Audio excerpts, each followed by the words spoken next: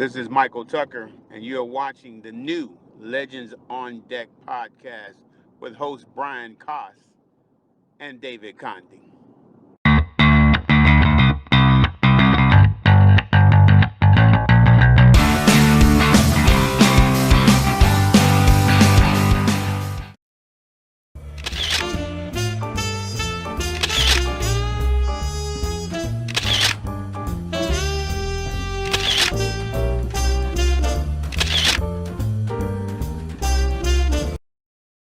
It's another beautiful day in Southwest Florida.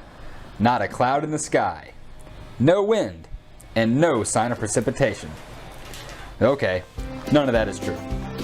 What is true is that it's time for every Miracle employee's favorite activity, rolling out the tarp. Hey, look at us go! Meet Andrew Seymour, the General Manager and Vice President of the Fort Myers Miracle, but more importantly, the architect of our tarp operation. Here with the Miracle, we're all about showing our fans a great time when they come out to Hammond Stadium. The way I look at things, I'd say entertainment value, 1A, tarp operations, 1B. For our staff, and as the GM, what I look for in our staff, and the CTO, the Chief Tarp Operator, looking for energy, tireless enthusiasm, and great attention to detail on that tarp. Everything has to be prepared. The tarp is paramount.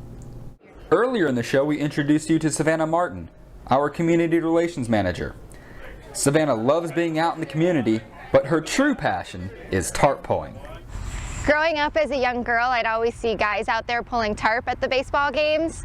They tell me that tarp pulling is a guy's job, but I'm here to show the world that women deserve equal rights when it comes to tarp pulling. When I'm out here, I pull my weight, unlike some people. And by some people, I mean Adam Riley. Look, I'm down here selling tickets, okay? Sometimes I'm too busy helping customers than to make it over to tarp on time if it starts raining. But when I'm down there, I do roll with the best. I use the alternate hand technique, which is what I think is a lot better than using both hands. If I use both hands, it just throws me off balance. So I use the alternate hands, better for balance, better for speed, and yeah, I'm one of the better tarp rollers when I'm down there. So you tell me Riley says he's too busy helping customers, too busy to work the tarp? Excuse me just a minute. I'm gonna have to go speak to Riley.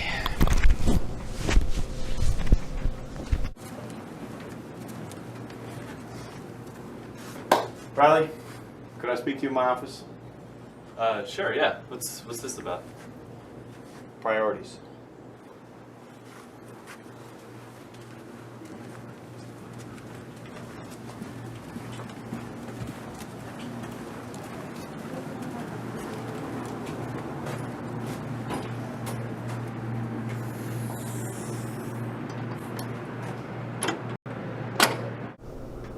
He won't make that mistake again. I won't make that mistake again. Sadly, all good things must come to an end. Once the rain stops, it's time to remove the tarp from the field so the game can be played.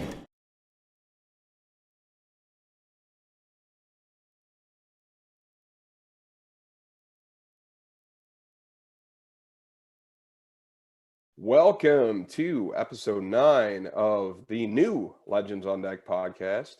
I'm Brian Koss. I'm here with General Manager of the Palm Beach Cardinals and, of course, our co-founder, David Conde. Hey guys, how you guys doing? Hey, pleased to be here, guys. Thank you. Thank you. I want to tell Brian that, when we started this podcast, the video portion of it, we decided we wanted people to see us, rather than just the writing, because it's a little more visual. And so we called it the new podcast because the one we had prior was more the audio version. And then we said, we're busy men. We have kids, we work, and this is more of a hobby type of thing for now. And then when we're into our 9th episode, so he's like, wow, when we get to 20, we become more prevalent. I'm like, wow, that's awesome. Then more people start following us. So we're excited to have you on. We've had some great guests in the previous podcasts. I mean, what we're trying to do is just share the game, the inner part of the game that not many people get to see or talk to. Everyone sees the all-stars, right? Everyone sees the ball players and what's on the media. but we really want to give all part to the game. So this is why we wanted to bring you on. We go back a ways, and I just think what you bring to the game and everything you've been a part of is going to be something that people are going to really enjoy to listen and watch. I appreciate it, David. Thank you very much. No, I'm looking forward to today. I'm pleased to be here. Thanks, you guys. Good. So I want to give you guys a little bit of our listeners rather, a little background. So Andrew Seymour is currently the general manager of the Palm Beach Cardinals.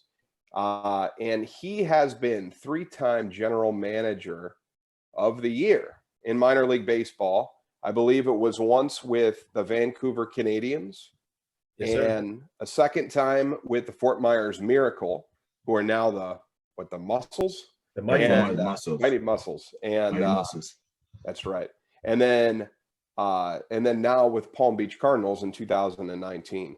Right. So very successful in on the business side of baseball. So I'd like you to give us a little bit of background about your journey to becoming involved in the baseball business and how that all came about. Well, thank you for the intro. I mean, you set me up very nicely, so it's all downhill from here. Hey, listen, we all work in sales, so that's a great thing. And I love promoting the game. So you have to excuse my background. Generally, I have something kind of cool. I wanted to have the backdrop of the stadium. And like I said, I'm a promoter by nature. Today, just, you know what, you got to have partners and while the ballpark is pristine, we got some operations going on. I couldn't be where I wanted to be, but there's always something going on. And what you talked about is those nice accolades, and thank you for that. It's a product of the team. It truly is. And I've been lucky enough to, and still do, work with some great people. I do day to day, or else I wouldn't, like anybody else, I would enjoy coming to the ballpark. And I was just saying to somebody that no 2 days are the same. No win is the same. It has different elements. When you mentioned the fact that we work on the business side, which again, I enjoy that challenge. And when I first started, I might have told you this before, David, and I apologize, but hey, I thought there's a chance maybe, if everybody goes down or what have you, they'll need me to throw. But there's none of that. You check your ego at the door, and you check your ego at the door, and you just say, how do I become a contributor? I was so lucky in Fort Myers. I was surrounded with some great people, Mike Veck, and just people who just drove that energy bus and the positive enthusiasm and said, hey, listen, we're all about the fans. So to this day, thanks to Mike and all the people I worked around with, kept office with, I saw that contagion effect there. I saw that positive energy. I still keep in touch with a lot of them, and some of them are very, very successful. Derek Scherer is the president of the St. Paul Saints, one of the most storied teams in minor league baseball. Dave Burke works up with the Akron Rubber Duckies. I mean, you name it. There's always something fun, something great everywhere. John Kuhn, a baseball stalwart. There's great stories everywhere. And that's what's so cool about the game. But I stuck around the game and still am. And again, I wouldn't do it if I didn't love it and didn't contribute. I like to think I contribute, but it's all about being part of the team. Right here, right now in Palm Beach, we've got a great team, and that extends beyond, like I said, that's the playing field too, but outside of the playing field, that's where we can control the elements. It's the fan atmosphere, it's the climate, it's the energy, it's the guest services. I mean, that's what we deliver here. Is I can't control the weather. We can't control the weather, or the play in the field. So we try to make the atmosphere that much fun, friendly, and something that's memorable, because in our business, we're delivering memories. We got to make sure that they're the right ones. So deliver a good memory, and hopefully that goes threefold. Or you're at the exit gates at the end of the game and someone says, hey, I had a nice time. Or, cherry in the top, they say, hey, I'm going to tell a friend, or I'll be back. Those are the things that get you up, remind you why you worked a 12-hour day and what makes it easy to get up the next morning. But you got to have that fire. Just like right now, we're in the middle of the All-Star break. And it's really fun watching the pageantry and the game being showcased on a level that it is.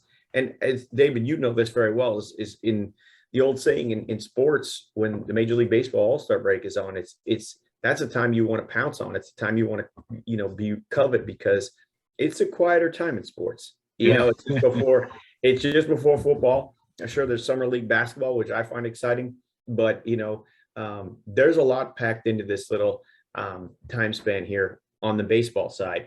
that can captivate your fan interest and hopefully grow that. And for that same reason, as a matter of fact, in the minor leagues, we have a couple days off, which is, I don't want to say unheard of, but baseball is known for having a lengthy schedule in the game with no clock, both on the calendar and in the games themselves. So it's a time to kind of catch your breath. And baseball itself, I would say, both at the minor league and the major league levels, having a much more thoughtful approach. That sounds very grand to me to say, but certainly a thoughtful approach to making sure that mental health and rest and recuperation are certainly strong considerations. The players union, the ownership group, they're all involved with that. And again, grand of me to speak to, but you can see it. So our minor leaguers are off for the last couple days, 3 days here. And they're enjoying the opportunity to see what the major leaguers are doing. And that's the buy-in, that's the hope that they're drinking that in and saying, hey, listen, this is a fun thing to be part of. Not only, like I said, not only the fans, but the players too. So it's a nice time and we're enjoying it. We, like I said, even our staff, we were granted Monday and Tuesday off, which is wonderful. So everybody comes in ready for that second half, recuperated. And the same thing is going on, as I mentioned, in the clubhouses with the players. So our Palm Beach Cardinals are off, as a matter of fact, till Thursday. They have an afternoon practice on Thursday, and then they head up that daunting second half of a lengthy season. And those guys don't get a ton of rest, and they perform in front of an audience. They do their job in front of adjudicators every night. So they've got to be on. So this is that time to catch up for those guys. Well, I'm excited because now I know when to reach out to you, when I know when to really get your attention. Middle of the season. Yeah.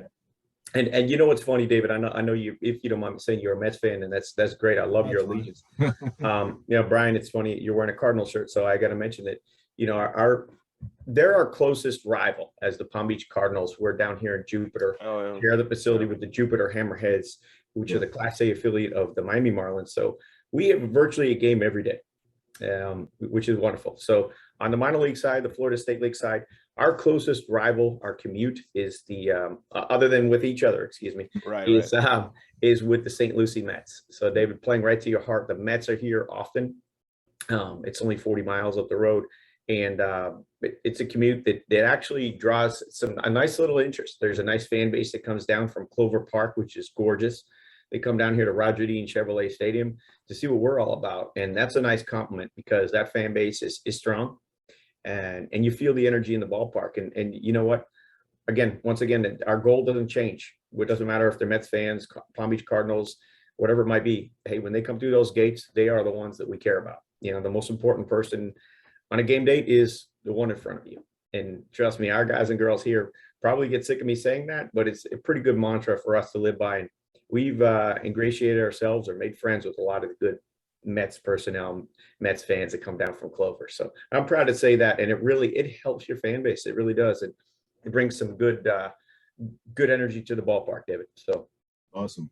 It's funny, talking about Mets and the Cardinals and stuff. The one thing is when you started with the Twins, when we met, I started going back and telling Brian, going back 2014, I took a young lady to the stadium to sing the national anthem. Right. And that was something that you guys opened that door. And then right after that, it's when I covered my first game. I believe it was 2014. I covered my first game. It was the Mets versus the Twins. So we go way back. And that's the one thing that I've always been appreciative of, having that relationship with you. Andrew's always on the field. You go, there's a rain out, who's pushing the tarp? Andrew's, no shoes on. He's on the field, helping out and stuff. I didn't help because I didn't have the insurance, to make sure I didn't get hurt. I think you asked me and I said, hey, I really appreciate it. But for liability purposes, that's the litigious side of me that came out. And I said, hey, I appreciate it, but no, we got this. Exactly. So, going far back, seeing you back then, and I'm going to say, when being a part, you were always part of the community, which was great. You're always a part of everything. You weren't just a GM sitting up in the office. You were part of the organization. Everyone knew you. It's who you are, and it was awesome to even meet you back then and seeing everything you brought to the game. When you did tell me you were leaving, it broke my heart. I'm like, oh my God, are you serious? Like, where are you going? Like, you can't leave. So going from the Twins organization, and then going to the Cardinals organization, the other side of the state, pretty much. Talk about the differences between the two organizations. What you got from the both of them, And then, how has going to the Cardinals really impacted your career and where you want to be? No, thank you for the question, and thanks for setting me up because I could talk. But I learned a ton with the Minnesota Twins. I learned a ton, and that's a product again of the people I worked around on the minor league level with the Fort Myers Miracle, who great people, and as you mentioned, Brian, the Mighty Muscles as they're known now. And you know what? I really enjoyed it. I love that community. I dove in. I took the risk. I don't give myself any credit, but that's pretty simple, right? We ask a lot of the community. We have a game all the time, right? So we asked for that commitment in Fort Myers of 70 home games in the Florida State League at the time, plus let's say 16, 17 spring training games. That's a lot of commitment to ask from your fans or support. So in that community, we tried to dive in, and that was again something that, like a simple premise, just be involved and be authentic. And I like to think that we did that as a team. We went out and did that. I learned a ton from the way the Minnesota Twins operate too, at the major league level, and they were great partners. There were some wonderful people that firsthand really sorry to be so long here, but really led. I mean, they led by example. I'll throw you a name, but Bill Smith, who was very involved, and Terry Ryan, who was the general manager. Those two gentlemen are very involved, and they shared their knowledge. So, Bill Smith, let's say, was involved with what at the time was called Lee County Sports Complex in 1991. He was involved with that build, with the Metrodome, remodeling of the Metrodome, 1991. I believe that was back in 87. Anyways, back in 91, he was involved with the building of Lee County Sports Complex.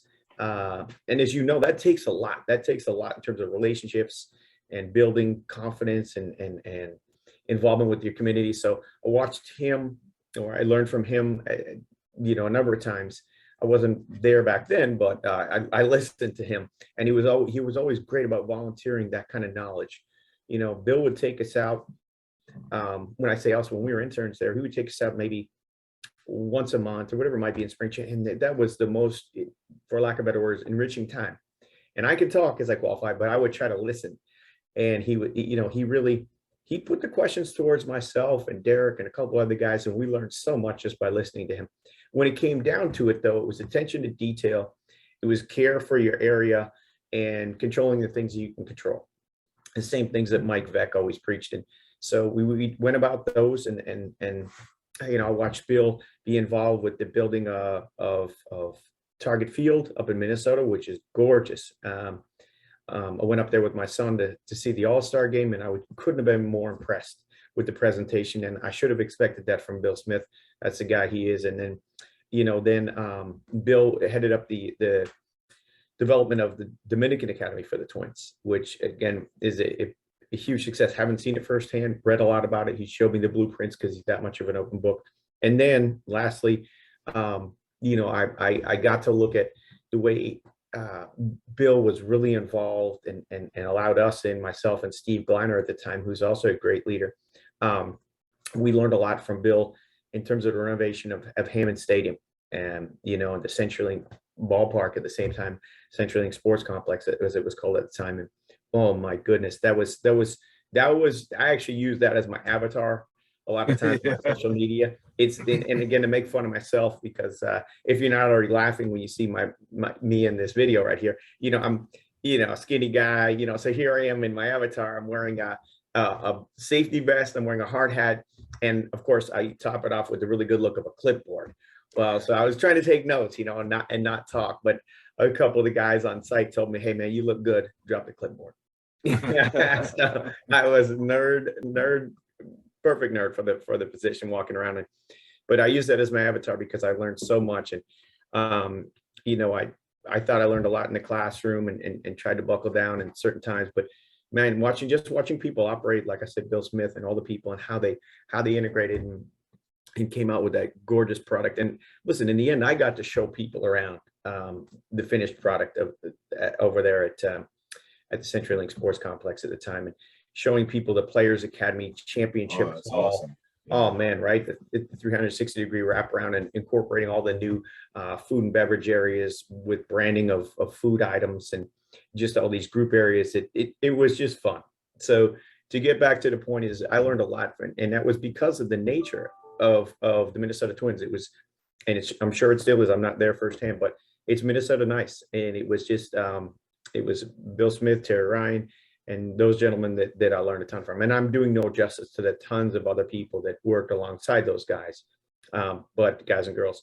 But I learned a ton. So it's interesting when I came over here and I said to a couple of the Minnesota Twins faithful, or excuse me, front office brass, I said, hey, listen, I'm coming over here to work with the Cardinals. And one of the first things I said, man, you're going to good people. You really are. You're going to great people. I came into the market and, I met a lot of good people here right off the bat. And there was a sense of confidence going from the Minnesota personnel over to the Cardinal side of things that was really, it was comforting. Now, and again, if I'm carrying on too long, let me know, but I got the opportunity to come over here through a guy named Mike Bauer. And I'll tell you, without telling you too much of our org chart and boring you to death, but Mike is the head guy. So he is the main guy over Roger Dean Chevrolet Stadium. He's the general manager. He oversees both the spring training operation for the Miami Marlins, the St. Louis Cardinals, and then he oversees, of course, the Florida State League operation of the Jupiter Hammerheads, the Marlins Class A affiliate, and the Palm Beach Cardinals, our St. Louis Cardinals Class A affiliate.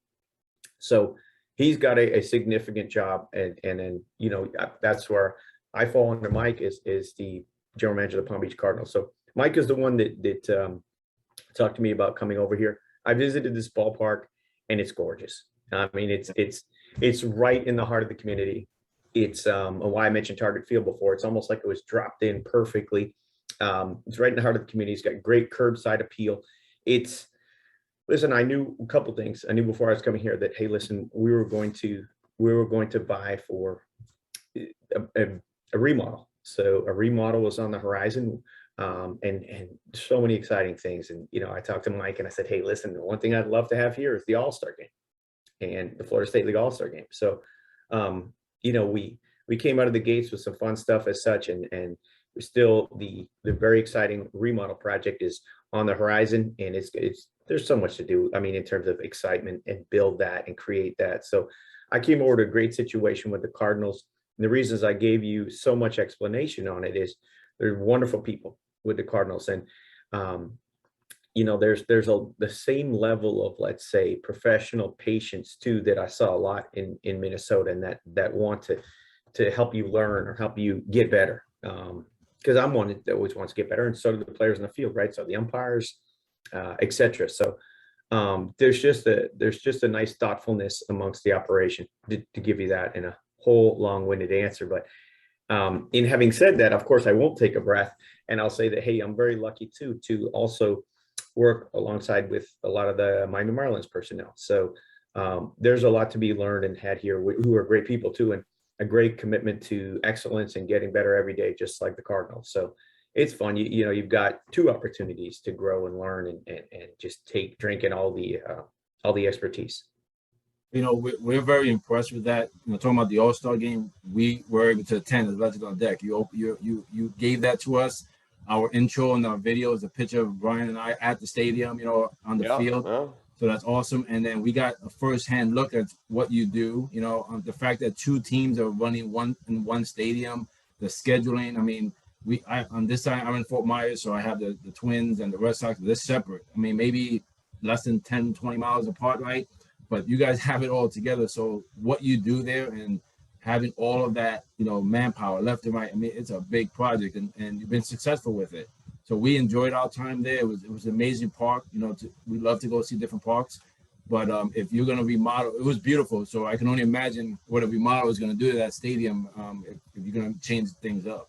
Yeah, it is fun, man. And that's, for lack of better words, fun. But, honestly, it's thank you for saying that about the facility, because, again, I find it very compelling. And, I love to brag about it. So people come here, they see a beautiful stadium, and really, unless you see the underbelly of the stadium, you don't really notice it.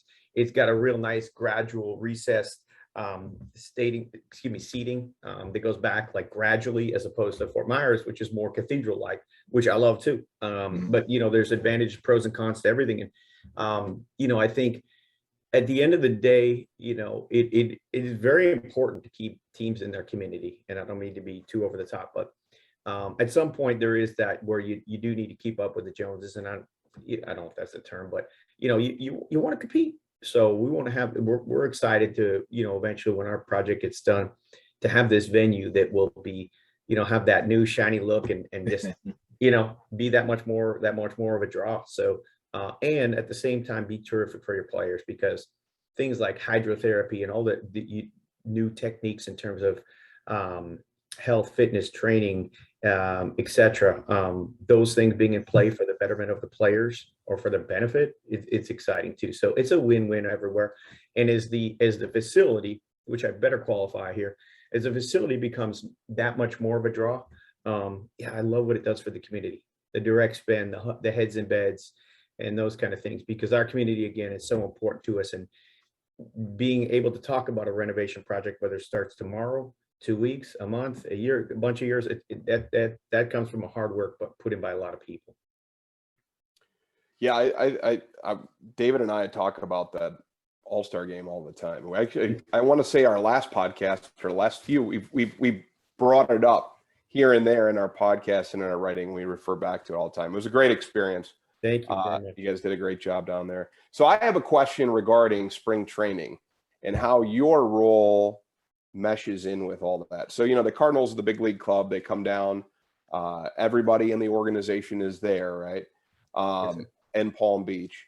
Did you take on a different role at that time? Is there sort of a dual role that you play during the spring training portion, or is there, or are you cut and dry? You're Palm Beach Cardinals and they're St. Louis Cardinals, and just kind of curious how that works. Good question though. And it's I would say I'll equate it very similar to Fort Myers. And so what we did there was we basically we were very lucky. We ran the Twins spring training operation in very good partnership with the Minnesota Twins head office. But that's what we do here is, and it's interesting because, listen, if I ever, it's funny, my place in terms of the ballpark during spring training is, hey, almost don't get it wrong.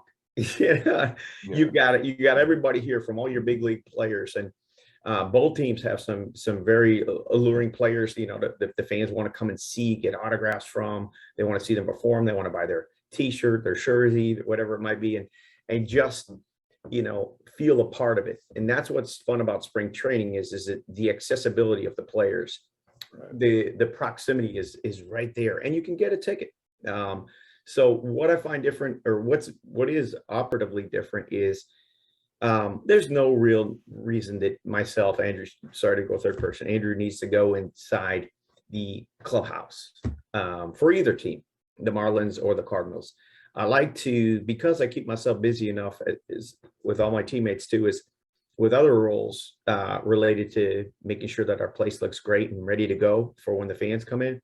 It's just, hey, listen, sell interest. And that doesn't have to be, a signature on a dotted line, but it's out promoting. It's letting people know about it. It's civic events. It's talking to chambers and rotaries, and just driving that interest, because that's, again, I talk about what we can control. That was what was very unique about this year. We had certain levels of uncertainty. I'll tell you really quick, before the CBA negotiations and the CBA lockout, we had a schedule that was, man, I hope we get that again. It was great. A lot of times our two teams will play each other, and that's great, right? But if you've got that appeal of having the Toronto Blue Jays, Boston Red Sox, New York Yankees, and of course your Mets, David, but coming in, that is a big draw. So those talking points that we had in the community were terrific, and the resultant effect was you see it at the box office. When that took a little change in terms of direction, and the schedule was squinched down to 15 as opposed to 30 games, and it was much more, we played within a pod geographically. You know what? Then you gotta pivot and sell. And again, sell doesn't have to be always signature on the dotted line. It's promote. It's really get people interested and let them know, hey, listen, yeah, we're playing the Mets, the Houston Astros, the Washington Nationals, and our two teams, the Marlins and Cardinals, but there's enough work to be done there. So once again, in a long-winded answer, our job is during spring training, let the pros take over, and really make the environment. This is silly, but I was stuck. If I'm on a speaking engagement, if I'm lucky enough to be in front of students or colleges, it's essentially saying, hey, listen, you're setting up for a house party, make sure the environment's good, clean, inviting, the music's good, the food's tasty. In our case, the hot dog is hot and the cold drink is cold. Don't get it the other way around, but just make sure that things are, played in your favor, play in your availability of control. So again, at the major league level in spring training, the name on the back of the jersey really sells itself. I mean, that is what the marketing arm is strong. It is get national appeal.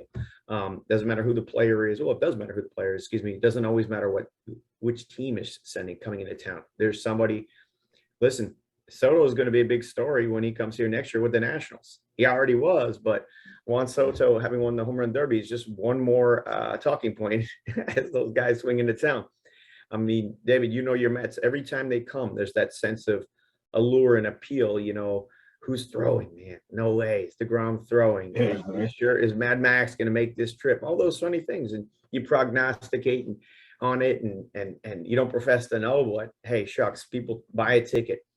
I'll go on one more rant here. It's very interesting. When I was in Fort Myers, our biggest draw, and I think I've shared this with you before, David, is everybody automatically assumes it's the Yankees. Because that's one huge, when they're on the calendar, that's a huge talking point. Everybody says, oh man, I got to get my Yankees tickets. To date, when I left back then in just before 2018, the biggest drawing game was actually against the St. Louis Cardinals, because that fan base traveled so well. It's generationally, it's that strong. It has the history.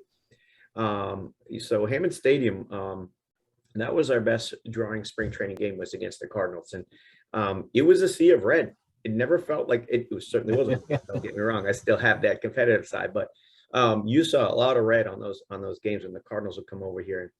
And you see that here in spring training. It's, for fans, and as a Chamber of Commerce moment, it's a really nice story with the team having been here as long as they have, the Cardinals, that, fans over generations, fans over decades have come down here. And they said, hey, I had a good time. I'm going to come back. And all of a sudden, after a couple of years, not only are they putting heads in beds, but they might graduate to, hey, maybe I'm going to buy something temporary, whatever it might be. And again, that's that Chamber of Commerce story, when all of a sudden they become homeowners down here. So there's a lot of good stories with that. The Cardinals themselves have such a great tradition. And this year we opened up the stadium. I believe the date was March 18th. We opened up with celebrating our 25th anniversary. So we had a lot of pomp and circumstance around that. Mike Bauer was down with our naming rights to our stadium, Roger Dean Chevrolet, which you guys are both familiar with, and Cape Coral too has a location. But Roger Dean Chevrolet is our naming rights partner and very generous people to us. Mike was down in the field with the family, a couple executives with Miami and St. Louis. So it was really fun to open the stadium and celebrate and recognize the 25th anniversary and thank all the people for their support. Even some of our employees that have been here since day one, or even before the team came in. Those kind of things went over really, really well. And when you have a silver anniversary, it's a fun thing to celebrate. And I think as a whole, it was well received. So again, Cardinal side of things is wonderful. Marlin side of things is great history here.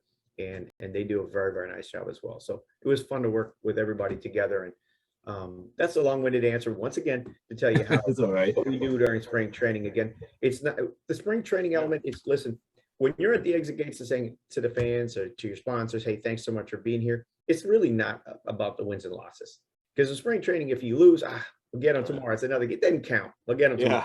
Yeah. If you win, we won another one. It's there's it's the never say die philosophy. It's fun. It's awesome, and it kind of leads into my next question with the minor league side. But what I want to say with the fans and everything, here in the Fort Myers side, I'm from New York, you get packed stadiums, right? Yeah. I think and I don't know if you were here at the time or not, but the most I've seen the stadium packed over here was when Tebow was with St. Lucie Mets. I've seen more people ever packed in the Miracle Stadium. You know what I'm saying? It was crazy. But being with that, at the time it was the Florida State League. It was probably the best to me, that the most talent came out of this league that went to higher levels. Can go straight to the Major League Baseball, can go straight to AAA. I mean, the talent was amazing. The games were amazing. So now, back in 2020, they do this whole restructuring thing, and they kind of shifted stuff, which was like, okay, wow, we go from high A ball to low A ball. So being that difference, have you seen anything, one, with the changes in talent, coming in and out, also with the fan base? You're going from a higher level of baseball where the fan base is more into it, whereas lower level, I think we've lost some fan base here on this side. Cardinal Nation is Cardinal Nation. Well, how have you seen the differences with the two leagues and the two levels and the ball players coming in? Sure. No, thank you. That's a good question. I'll flash back on 2017 later because that was a lot of fun with Tebow. But 2017 was a great year. Randy Rosarena, Tommy Edelman, Zach Gallen, Austin Gomber, Ryan Hensley, Jordan Hicks. I'm even sneaking a look over here on my wall because I love writing these things down. But there was some great players that came out of the Palm Beach Cardinals. And yes, some of those guys are on different teams, but I mean, that's just on the Palm Beach Cardinals. It's guys all throughout the Florida State League, as you lend credit to. But so what's interesting is I would say, listen, I've always said it's got to be a whirlwind when you're a minor league player and you get assigned to a certain city and you come in and let's say a couple of days later you're expected to perform on the field. You're trying to get ingratiated and learn the area and whatnot, and maybe open up a bank account, whatever you're doing. Again, that sounds archaic, but you know what I'm saying. It's getting things organized in your life, right? In conjunction with all of a sudden starting within days to perform in front of fans and do your best. So it's finding that balance. And what's very interesting, when we got reclassified, I would say one of the first things I saw was a younger makeup of our team, so a younger roster.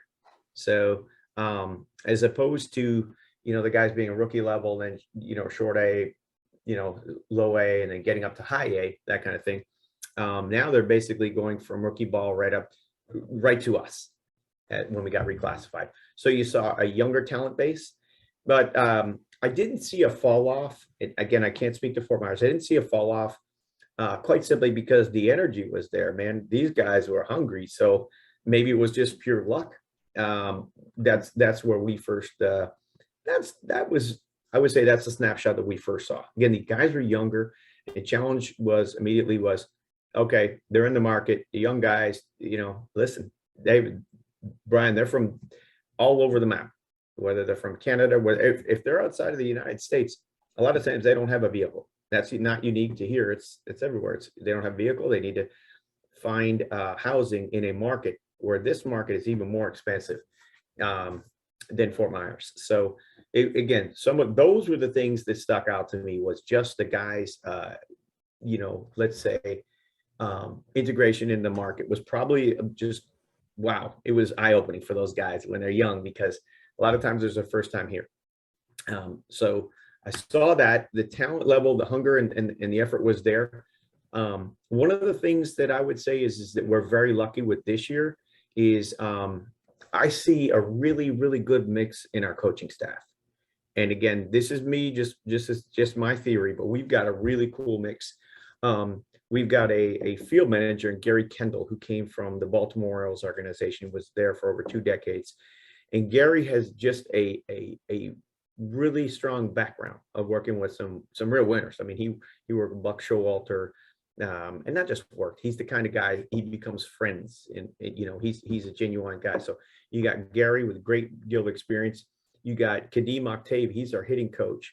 And if there's a better example or blueprint of being thoughtful and caring and noticing your approach, while at the same time holding a great background in terms of prowess, baseball excellence, and having traveled and being rich in experience, Kadeem is it. So he really relates to today's player. He's young.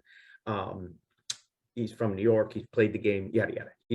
And then on top of that, our pitching coach is Giovanni Carrera, and Gio, as he's called, has great major league experience. He's from Venezuela. A lot of our players, let's say pitchers, as you can imagine, go directly to him. And that's what your coaching staff does, right?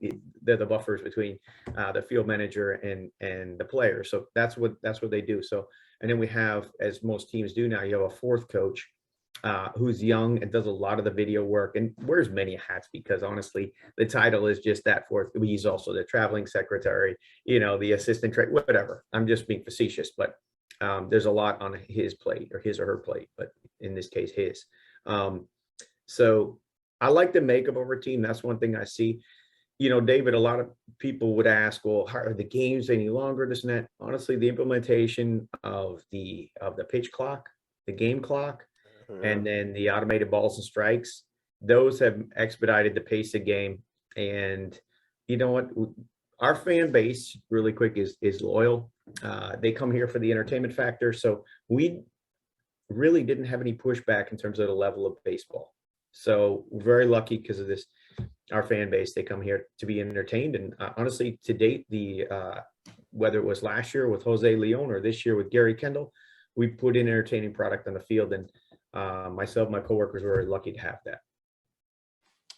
Well, I will say everything you say about the Cardinals organization and the fan base and that, I was just going to make a quick comment, but I was in St. Louis once, and I want to say it was 06 or 07, right after they built the new Busch Stadium.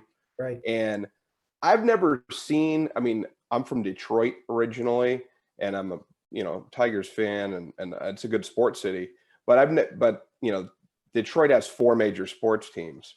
St. Louis has had the Cardinals and the Blues, and football teams kind of coming in and out, right? But everything there was about the St. Louis Cardinals. Everywhere you went in that city, there was something with a Cardinals logo or sign or whatever. And it was just, it's that, and you see it and you read about it and just the sellouts that they get.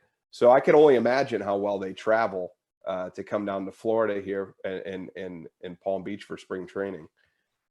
So that's kind of, I like the joke, speaking right to what you're talking about, of course, to interrupt you, but yeah. I like the joke that sometimes it's easier to get a ticket at Roger Dean Chevrolet Stadium than it is at Busch Stadium. So, yeah.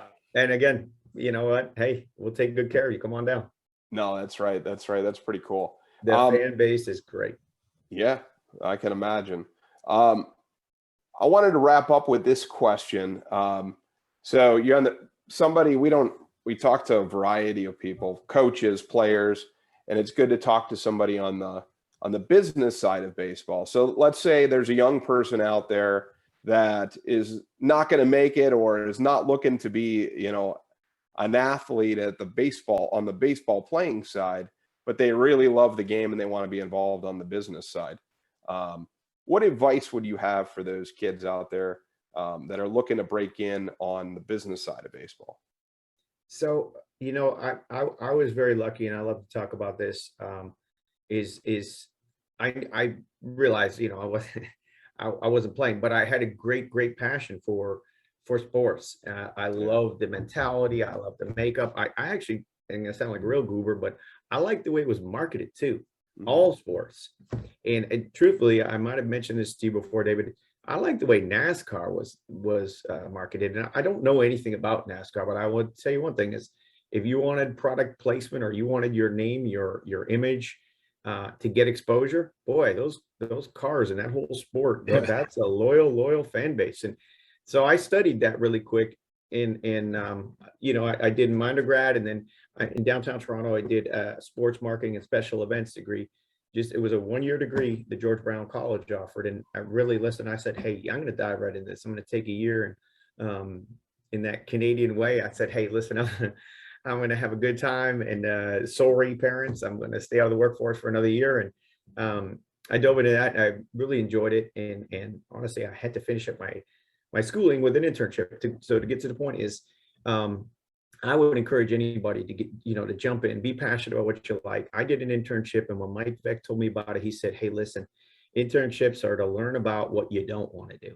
So I was very lucky that when he afforded me the opportunity to be an intern with the Fort Myers Miracle, I saw that, hey, I love the atmosphere. I was working for free. It was a different time, in terms of work status and whatnot too.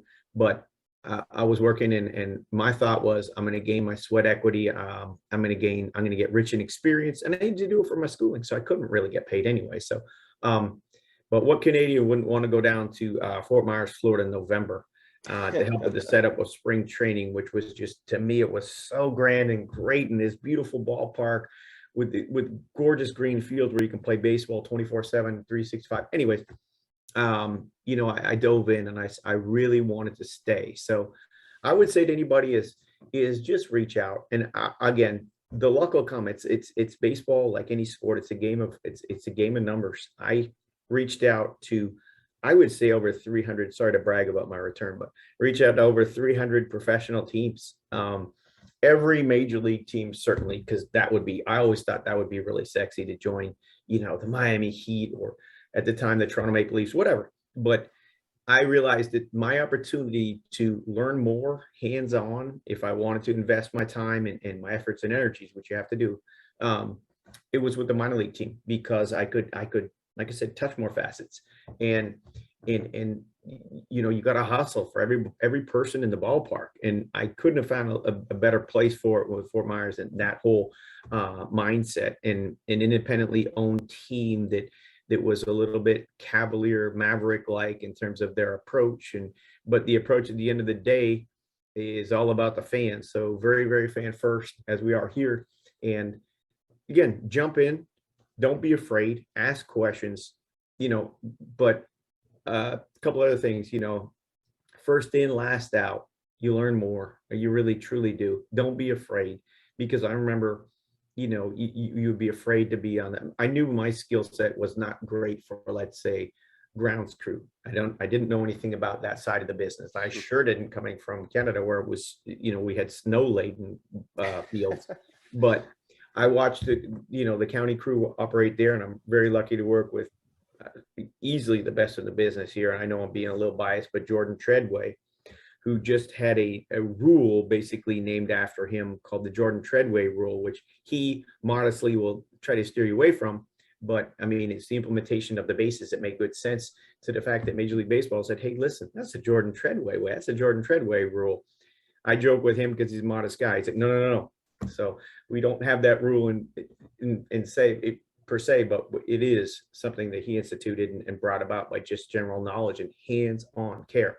So dive in, reach out. I reach out to soccer teams, lacrosse, whatever it is, because you can learn absolutely. And I think the minor league makeup is one that affords you the opportunity to learn that much more. But again, get out, reach out, don't be afraid. And maybe that's why I every now and then get lucky in sales. It's a numbers game, and you realize to earn your keep in Fort Myers is, and here in minor league sports, is you had to sell in some capacity. You had to sell, even if you weren't firsthand selling. You were support staff. You were always helping develop, create the proof of performances, deliver on the promos, be out in the community, some of the intangibles, all those things that might not add up on the ledger. They do have a place, and as long as you're facilitating, being a provider on those things, you've got a place.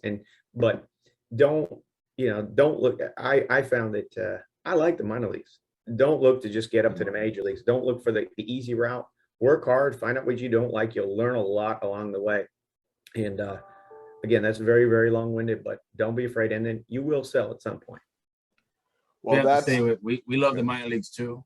I'll say one thing. I came into this whole writing thing in 2013, hoping that I would cover the Mets and hoping I would get to Citi Field. It took me 2 years to get to Citi Field, and I got that one chance to cover a game up there, which was, I can say I reached my plateau. But when you fall in love with minor league baseball, there's nothing better. I mean, the excitement, the fans, you can get closer to the players and meet them, and it's just calm and relaxed, and you meet great people like you. So it's been a blessing to me to be in minor league baseball. And I think when my mentor from Mets Mirage Online told me, hey, you live in Florida, take on the minor leagues, and I'm glad I said yes. If I would have said no, I would have missed out on so much. Yeah, so you took the risk. You listened to your heart, and you know what? You went in fearless. And you got a family. You got to take a chance sometimes. If you're passionate about what your focus is, and then you carry that passion in every day, you'll do just fine. Don't look for the cookie cutter thing. Just go and have some fun and follow your heart. Exactly. Well, that's fantastic. We learned a lot here about the business side of baseball. From the and as David said just now, at the minor league level, so it's like our Legends on Deck Executive Edition. So Andrew Seymour, General Manager of the Palm Beach Cardinals, thank you for joining us today. Thank you guys very much. And listen, if I'm on the executive cast, I'm going to have to give you some references to really go people. But no, I'm pleased to be here. Thank you. I'm grateful, and thank you guys very much. Thanks, guys. Thanks for the show, and thanks for your time. Appreciate it. All right. Thanks.